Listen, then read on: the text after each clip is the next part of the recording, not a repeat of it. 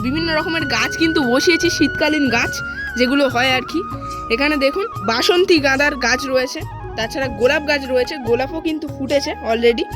আর এটা দেখুন, এটা কিন্তু রয়েছে গাঁদা গাছ। আর এই যে গাঁদা ফুলটা দেখতে পাচ্ছেন আপনারা, এই গাঁদা ফুলটা কিন্তু একটু আলাদা রঙের, যেমন গাঁদা হয় তার চেয়ে একটু বেশি টকটকে কমলা রঙের দেখাই যাচ্ছে, সামনে থেকে দেখলে বুঝতে পারতেন আপনারা। আর নিচেও কিন্তু বিভিন্ন ধরনের গাছ রয়েছে, ছাদের নিচে গাঁদা গাছ রয়েছে এবং বেগুন কুমড়ো গাছ রয়েছে, আপনাদেরকে দেখাই চলুন। এখানে কিন্তু রয়েছে রক্তগাঁদার গাছ, রক্তগাঁদা যে হয় সে গাছ, আর অনেকগুলো ফুল ফুটেছে। আর তাছাড়া রয়েছে সাদা গাঁদার। এখানে কিন্তু দেখতে পাচ্ছেন আমাদের ছাদের নিচেও গাছ রয়েছে গাঁদা গাছ। তো অনেকগুলো কিন্তু গাঁদা ফুল একসাথে হয়েছে দেখুন, প্রায় এই গাছের মধ্যে কিন্তু 50টার মতো গাঁদা ফুল রয়েছে। এখানেও গাঁদা গাছ রয়েছে এবং এখানেও কিন্তু গাঁদা গাছ রয়েছে, অনেক গাঁদা গাছ হয়েছে। এখানেও গাঁদা গাছ, ফুল ভর্তি একদম এক একটা গাছে।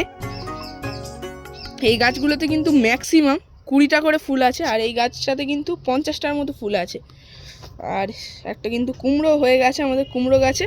আর বেগুন দেখুন বন্ধুরা, এত বেগুন, ছোট্ট ছোট্ট বেগুন সব কিন্তু হয়ে আছে আমাদের গাছের মধ্যে। আর এখানে কিন্তু রয়েছে আমাদের সেই বাঙালির ঘরে ঘরে পূজিত হওয়া একটা পূজা, ইতু পূজা।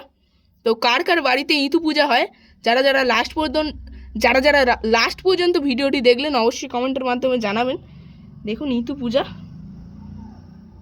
আমাদের ঘরেই হয়েছে।